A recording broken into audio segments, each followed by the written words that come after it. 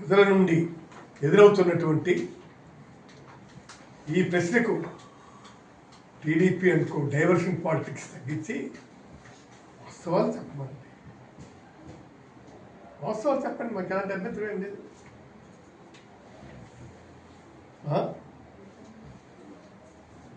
ఈ డబ్బులు వచ్చినవన్నీ పంచుకో, దోచుకో, తినుకో. ఎవడు అడిగినోడు లేడు కదా, మీరే కదా అంటాను. దీన్ని ఏ స్కీమ్ ద్వారా మీరు వస్తున్నారు?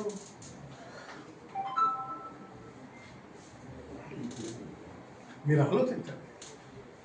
ఈ డబ్బులు ఎక్కడి నుంచి వస్తున్నాయి, ఎవరు ఇస్తున్నారు, ఇది ఎప్పుడులాగా పూర్తి చేస్తారు, దీనికి కావలసినటువంటి అనుమతులు ఎలా వస్తాయి, వీటిని మీరు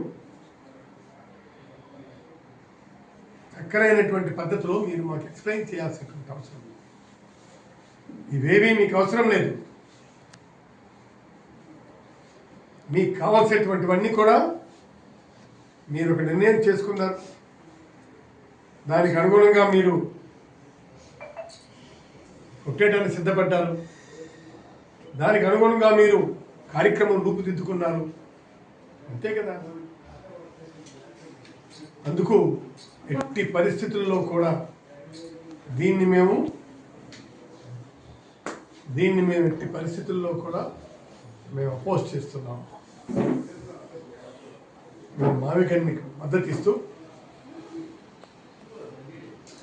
ఈ అమరావతి దానికి మేము వ్యతిరేకిస్తున్నాం. అమరావతి వద్దు, మావికన్ను వద్దు. అచ్చెన్నాయుడు, నీకు ఒకటి చెప్తున్నాను, గుర్తుపెట్టుకో. నువ్వు ఎక్కడో లేవు, ఇక్కడే ఉన్నావు. నువ్వు దేశం వదిలి పారిపోవు. అర్థం కాలేదా? ఇప్పటికైనా నోరు అదుపులో పెట్టుకో. నోరు అదుపులో పెట్టుకోకపోతే తగిన మూల్యం చెల్లించుకుంటాం.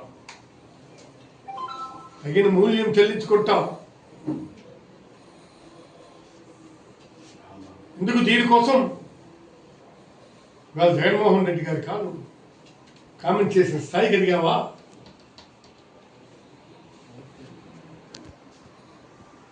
నువ్వే కదా అన్న పార్టీ లేదు, బొక్క లేదు అన్న పెద్ద మనిషి కదా. సొంత పార్టీని పట్టుకొని పార్టీ లేదు, బొక్క లేదు అన్నటువంటి వాడు నువ్వే కదా.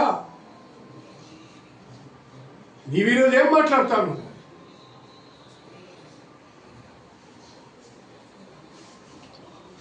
అందుకు దయచేసి నీవు ఇక ముందు ఏ ఒక్క మాట్లాడినా నోరు అదుపులో పెట్టుకో. నోరు అదుపులో పెట్టుకుని మాట్లాడు. అర్థం కలదా?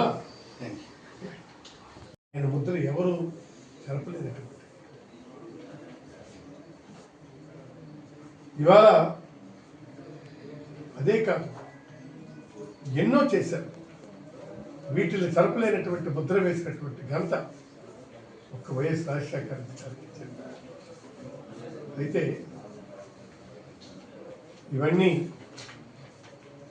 ఒకవైపు ఉంటే మహానేత దివంగత ముఖ్యమంత్రి వైఎస్ రాజశేఖర రెడ్డి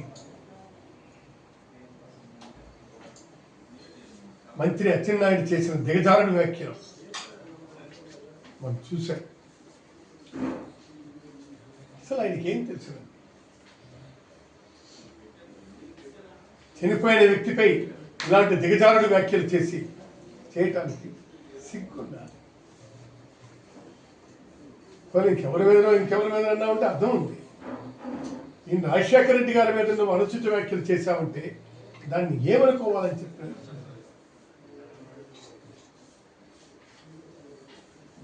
ఆయన రాజకీయ ఉనికిని కాపాడుకోవడానికి ఇలాంటి దిగజారుడు వ్యాఖ్యలు అవసరమా? మేము అడుగుతున్నాం. కాబట్టి ఎట్టి పరిస్థితుల్లోనూ కూడా ఇలాంటి దిగజారుడు వ్యాఖ్యలు మరొకసారి చేస్తే చాలా సీరియస్గా రిప్లికేషన్స్ ఉంటాయని చెప్పి నేను హెచ్చరిస్తున్నాను.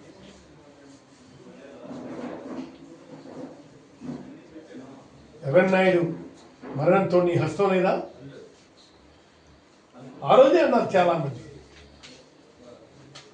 మొట్టమొదటిసారిగా ఇక్కడ పెట్టారు. ఆయనకి బాంబు పేలి సాగు తప్పి కన్నులు అట్టుపోయినట్టు సింగపురం దగ్గర మీరు చేసినటువంటి ప్రయత్నం ఎవరికి తెలియదు. ఆ ప్రయత్నంతోనే ఆయన నేరుగా తెచ్చి ఇంట్లో వేశారు. సరే, ఆయన మరణించడానికి నీ హస్తం ఉందని చెప్పి there is a wider now. చాలా పెద్ద ఎత్తున చెబుతున్నారు. ఆ పెద్ద ఎత్తున చెబుతున్నటువంటి వాటిల్ని నువ్వు అది కాదని చెప్పి ఖండించు.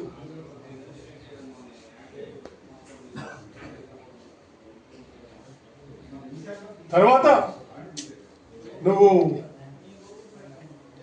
వైజాగ్ నుంచి వస్తున్నటువంటి మీకు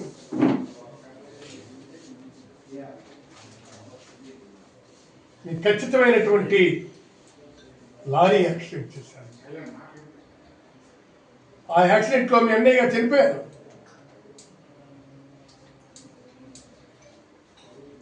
దాన్ని మీరు ఖచ్చితంగా నేను అంగీకరించాను.